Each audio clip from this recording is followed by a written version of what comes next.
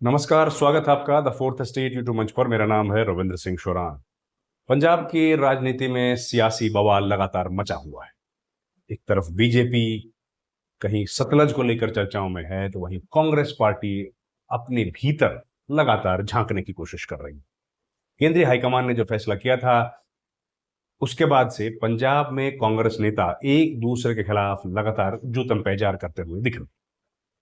Congress party ने जो तय किया था कि राजा वड़िंग बने रहेंगे, प्रताप बाजवा बने रहेंगे, और एक टीम की घोषणा की थी, उस टीम के खिलाफ चन्नी लगातार आक्रामक हैं और चन्नी की पूरी टीम उसके मुखालफत कर रही।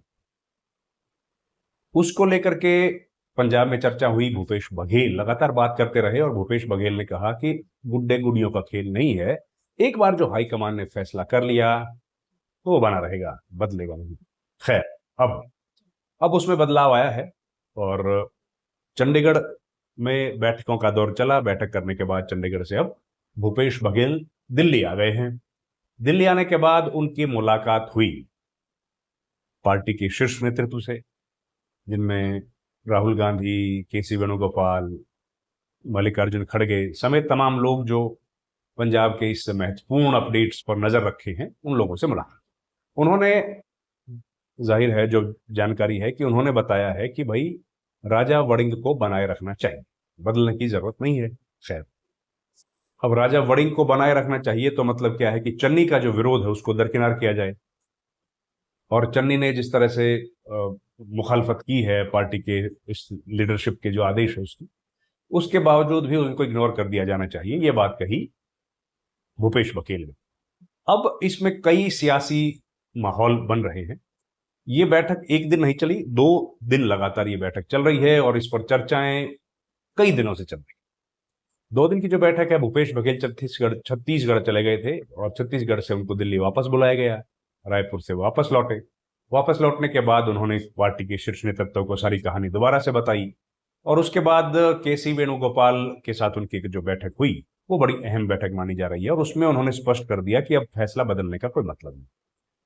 इस पर पंजाब में चर्चा ये है कि भाई भूपेश बघेल राजा वड़िंग को समर्थन दे रहे हैं और जिस तरीके से वो चंडीगढ़ आए थे, चंडीगढ़ आने के बाद उन्होंने लगातार राजा वड़िंग के साथ बातचीत की। उसके बाद दिल्ली जब आए, दिल्ली आने के बाद भी जिस तरीके से वो राजा वड़िंग की पैरवी कर रहे हैं, तो उनका कहना है कि भूपेश बघेल जो है, उनका काम करने का तरीका या उनका जो सिस्टम है वो कहीं ना कहीं बायस है और वो राजा वड़िंग के समर्थन में है। तो वो लोग अब भूपेश बघेल से भी नाराज। चन्नी ने अपनी बात स्पष्ट की। इस बीच बातचीत करने के लिए पंजाब से भी नेताओं को बुलाना शुरू हो गया। कार्यकारी अध्यक्ष राजकुमार वेरका को बुलाया गया, पार्टी के बड़े नेता, पूर्व अध्यक्ष और वर्तमान में नेता प्रतिपक्ष प्रताप सिंह बाजवा को बुलाया गया और इन तमाम लोगों से अकेले अकेले में अलग अलग और सामूहिक तौर पर भी बातचीत की गई। लेकिन सवाल यह है कि अब हाईकमान करे तो करे क्या, हाईकमान के पास क्या फैसला है। मुख्य तौर पर 2 बातें हैं। पहली बात, हाईकमान अपना फैसला बदल दे। अब अगर हाईकमान ने अपना फैसला बदल दिया तो उसका असर अलग अलग प्रदेशों में जहां चुनाव होने हैं उस पर क्या पड़ेगा, आप समझ सकते हैं। एक दूसरा, हाईकमान एक वीक लीडरशिप के तौर पर देखा जाएगा कि जो पूरी लीडरशिप है वो कमजोर है और उसको दबाव के जरिए आप अपनी बात मनवा सकते हैं। 2 बातें होंगी। अगर कमजोर लीडरशिप होगी तो वो पूरे देश को कैसे नेतृत्व दे पाएगी, ये सवाल है। तो इनका इलाज क्या है?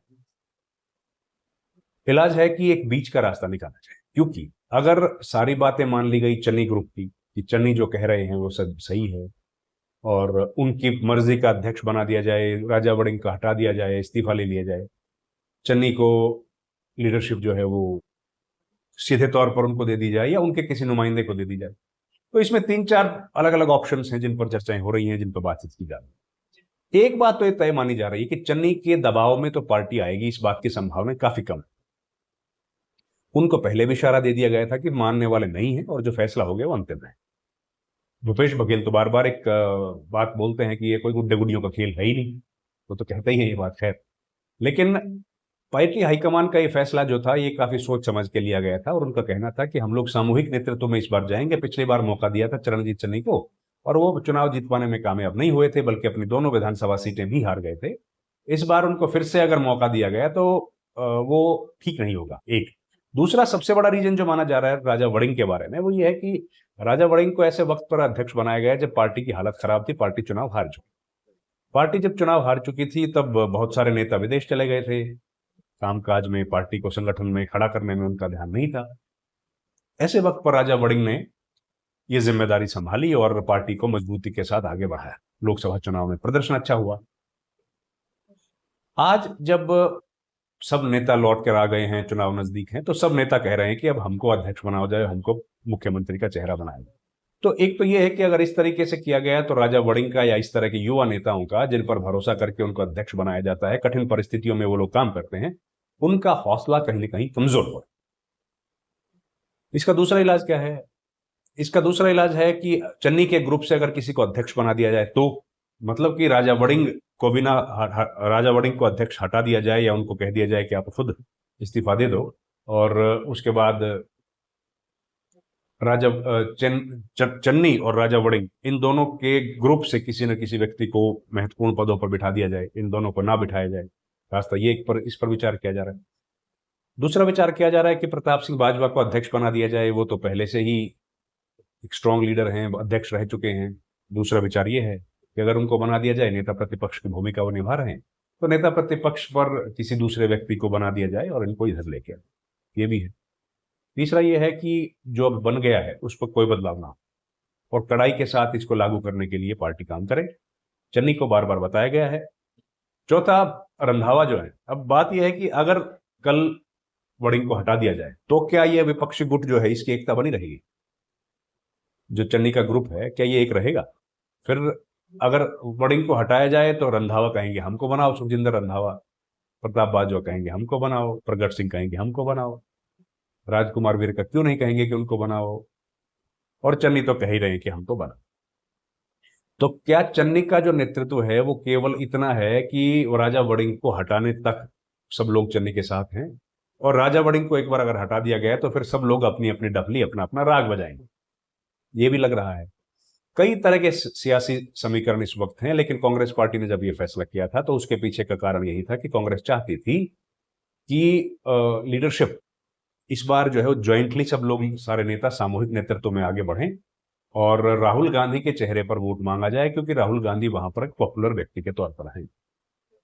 दूसरा कारण यह था कि अगर अगर किसी व्यक्ति को इस तरीके से चुनाव के बीच में हटाया जाएगा अध्यक्ष पद से, तो उसका नुकसान हो सकता है और कहीं ना कहीं पार्टी में खराबी में जा सकती है जनता के बीच। तो इन तमाम विषयों पर बात की गई। तीसरा फिर यह था कि अगर किसी एक व्यक्ति को अध्यक्ष पद पर बिठाया गया तो उसका नुकसान ये हो सकता है कि